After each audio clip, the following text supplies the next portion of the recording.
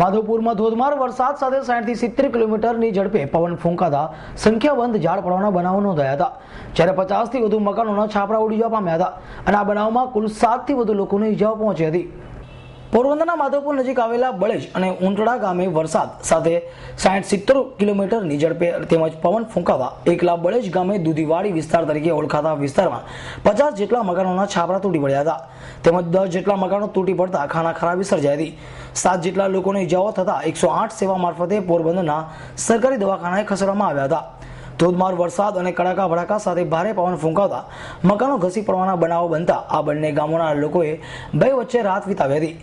બળેજ અને ઊંટડા ગામે થયેલ ખાના ખરાબીની જાણ થતા કુતિયાણા મત વિસ્તારમાં ધારાસભ્ય કાંદલભાઈ જાડેજા ઘટના સ્થળે દોડી આવ્યા હતા અને નુકસાની પામેલ મકાનોનો સર્વે કરાવી વહેલી તકે સરકારી સહાય લોકોને મળે તે માટેની કામગીરી હાથ ધરી હતી.